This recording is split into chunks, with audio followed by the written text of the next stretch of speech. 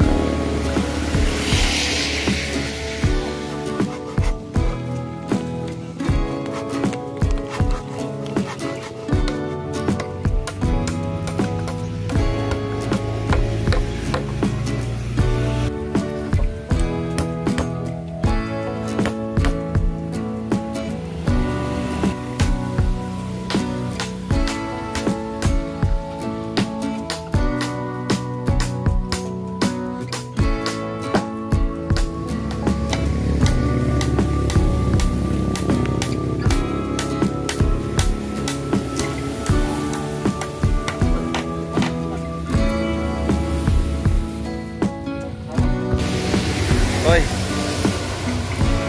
Lalay lang.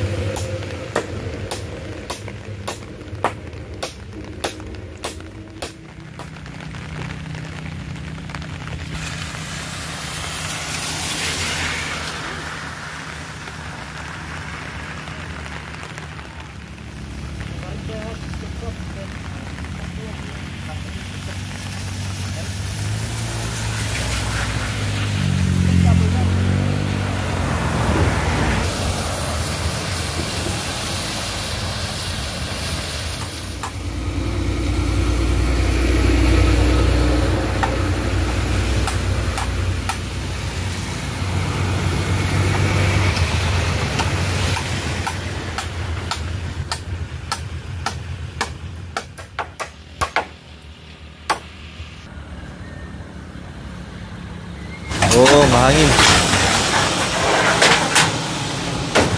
So yan, mahabang yero na po ginamit namin mga ka-MJ. Slanting na naman kasi yan eh.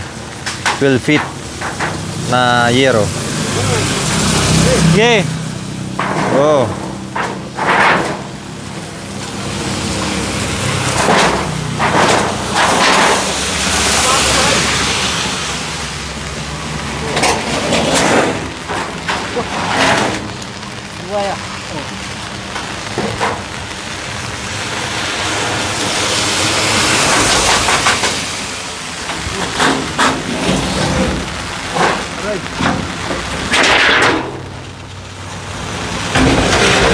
Yan yung binili namin, may ano na, pintura.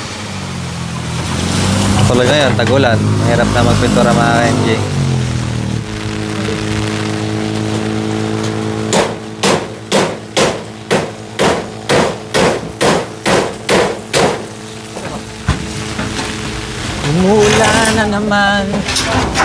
Ah.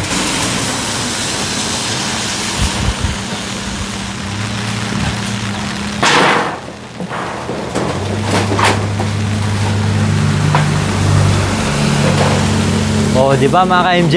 May yero na po kaagad. Para hindi na po mababasa kapag gumagawa po sila dito. Sakto. Sakto ya.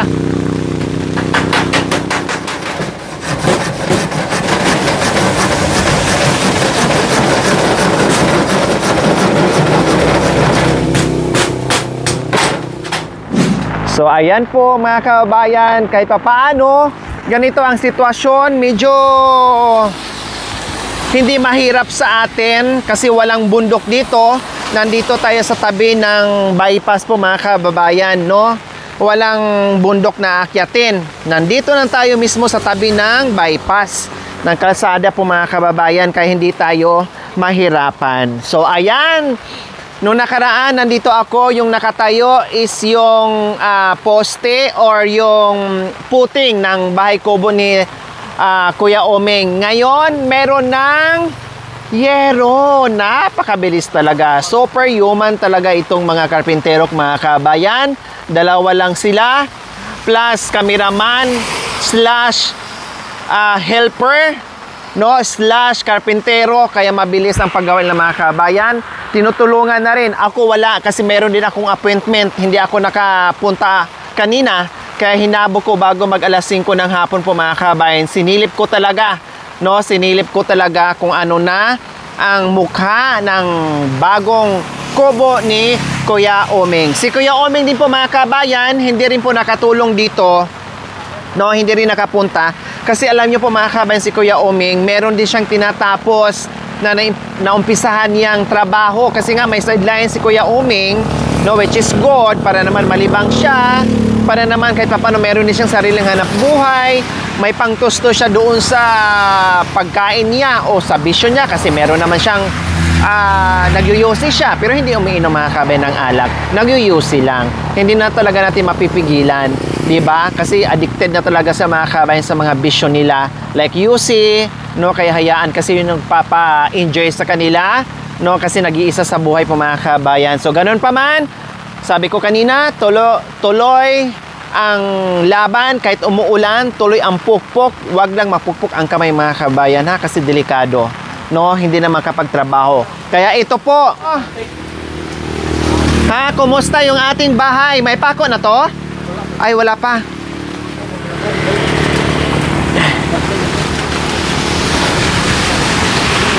So ngayon, ay. Tuloy-tuloy po ang paggawa natin, no? Lalagyan na po natin ng bubong kasi kanina sabi ko at sabi din nila, tumawag sa akin kasi nga wala po ako mga kabayan. Naitayo na po nila yung mga brace mga kabayan, no? Yung pagkakapitan ng bubong.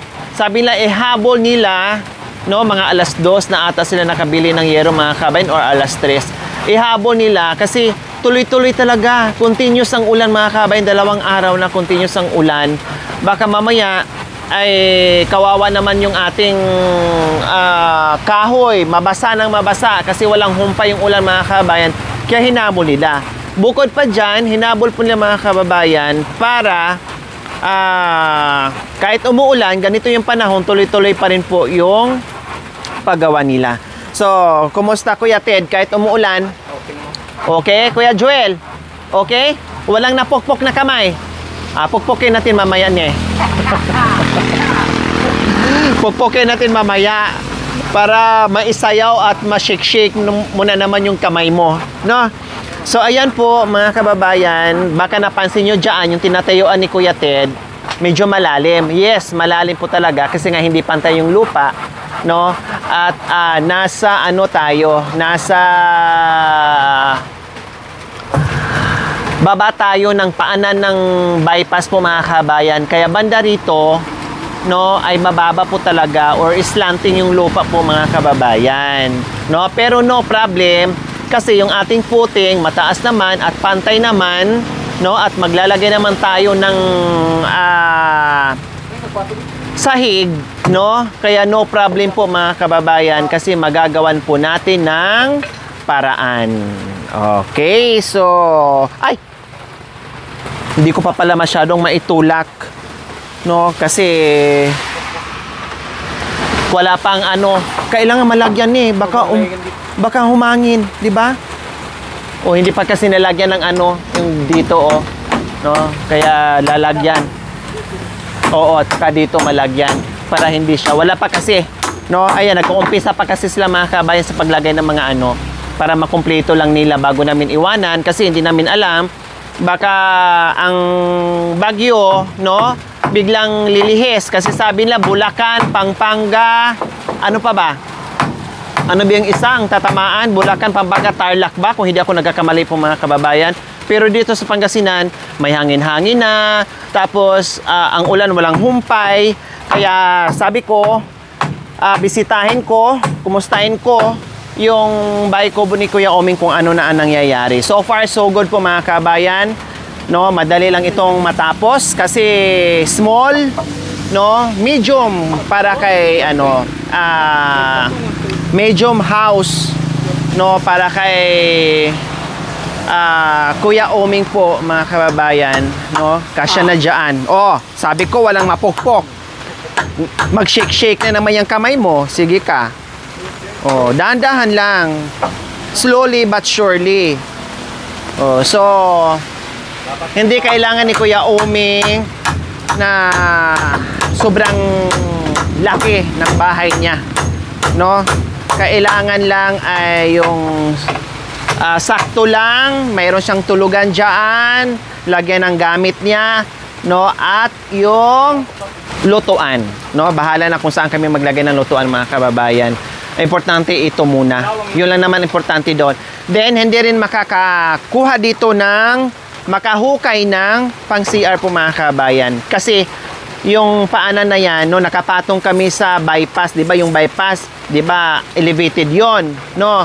And then puro na bato 'yan, semento bato. No, nalagyan lang ng ano 'yan nahirapan nga sila dito sa puting mga kabayan eh. No? Sakto-sakto lang talaga yung baon nito kaya nilakihan nila kasi hindi masyadong as in nakabaon. No, sakto-sakto lang talaga siya. Kasi nga cemented na siya, semento na siya, plus ang lalaki ng mga bato po mga kami. Kasi tambak to, no? Tambak to mga kabayan. Oh, 'di ba? Ang linis na po. Akala mo nung nakaraan dito mga kababayan, akala mo gubat din, no? Akala mo bundok. Kasi maraming kahoy at nasa ilalim ng puno ng kawayan. Ngayon malinis na. Talagang safe na dito si Kuya Oming. Higit sa lahat, hindi na siya mabasa, no? At isa pa, kapitbahay niya yung may-ari ng lupa, plus inoferan pa ito mga kababayan ng kuryente. Maglagay ng kuryente kahit isa, no, ay okay. Yan ang offer ng may-ari plus tubig po mga kababayan, no? Kaya walang problema dito kay Kuya Oming po dahil nalibre na siya sa lupa, pinahiram ng lupa para pagtayo ng kubo, plus ilibre pa ng tubig, plus ilibre pa ng kuryente. O saan kanyan? Bibihira ang tulad ni Nanay Yolanda and Tatay Glenn na merong sobrang gininto ang puso talaga as in, no, na talagang nandiyan yung pagmamahal at awa sa kapwa po mga kababayan na handang tumulong sa mga tulad ni Kuya Oming na walang pag-asa sa buhay, na nabigyan ng pag-asa, no, ni Tatay Glenn and Nanay Yolanda at sa ating mga mapagmahal and very generous sponsors po mga kabayan. Kaya maraming salamat. Nawa ay tularan pa sila mga kabayan para mas marami pa tayong mabigyan na ganitong pagmamahal. Okay, so bago kami uwi mga kabayan, ihabol lang po nila yung brace para at least matibay at hindi na tayo mangamba, no? At nanguhula kasi tayo sa bagyo mga kababayan, no? Nanguhula tayo sa bagyo.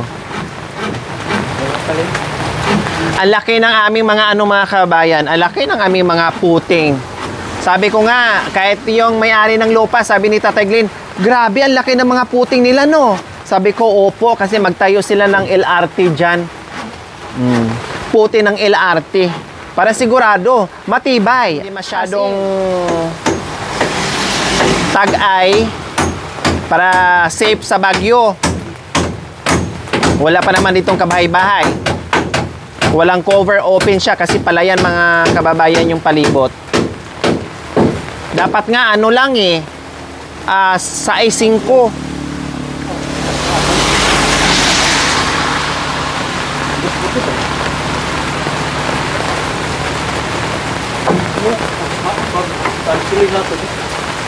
Dalawang bintana lang ha, ito lang saka dyan. Mga kabayan, 2 araw na naulan. Ayan, nakita nyo po, daanan ng tubig, no? Daanan ng tubig. Pero hindi lumaki, no? 2 araw na po, ganito yung panahon. Yung tubig same pa din, no? Hindi umabot dito sa ilalim ng bahay ni Kuya Oming. Pero kung just in case na aabot, itong pinakasayag sa bahay ni Kuya Oming, hindi na rin aabutin. Kasi nga, nakalibel na ito sa kalsada, sa bypass po mga kabayan. Libel na ito. Mataas na mataas. Hindi na siya, hindi siya aabutin. So, bahala na po mga kabayan kung saan kami maglagay ng lutuan. Either dyan sa harapan or dito sa likod. Bahala na. Kahit yung lang, kapiraso na meron silang paglulutuan po mga kababayan. Unahin lang muna namin to.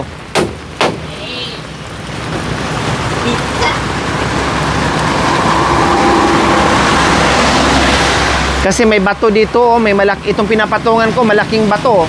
Sa harap din, meron din malaking bato. Ay tipak pala na semento. Tipak.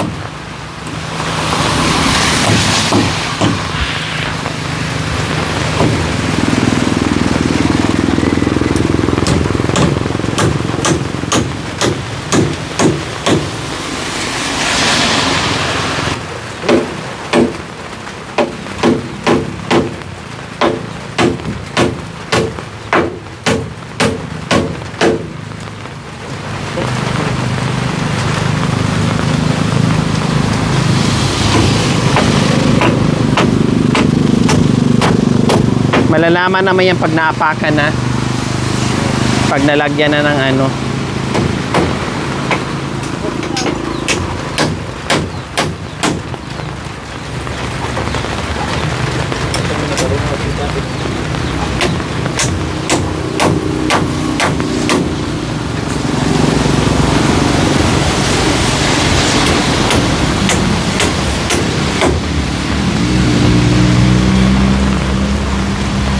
Dahan-dahan kayo dyan ha, daan-daan, baka makawit kayo sa tumatagos na pako.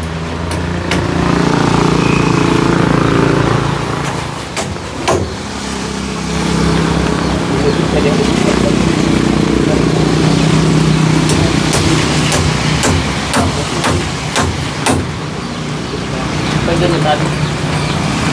Awayan. Sana lang mo.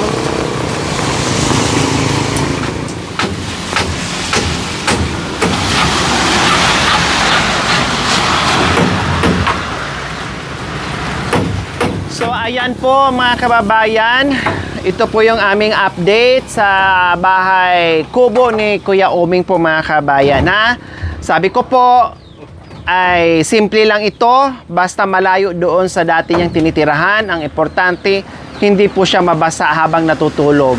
Kasi doon po mga kababayan, habang natutulog siya, nagsha-shower. Kulang na lang sabon saka shampoo po mga kababayan. Talagang mapaliguan talaga siya doon mga kabayan, as in, di ba? So dito ay safe, hindi siya mababasa kasi doon mga kabayan yung mga gamit na binili natin, no, yung mga kumot na binili natin, Diyos ko, basa lahat po mga kabayan. Halos wala siyang tuyo na damit, no? Kaya sabi ko after kay Tatay Ronnie, no, ay asikasuhin ko kaagad yung kay Kuya Omeng. O tamang-tama, o di ba kanina lakas ng ulan, may hangin pa, ngayon huminto na naman, bukas ganyan na naman ang weather mga kabayan, no?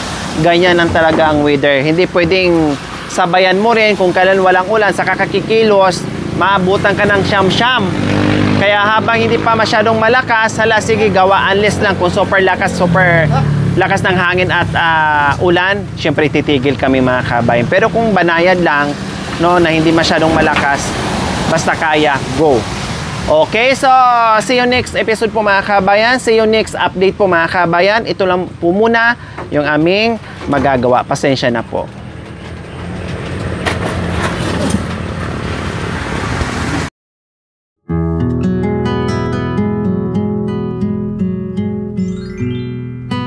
Thank you for watching. Don't forget to like, share, and subscribe.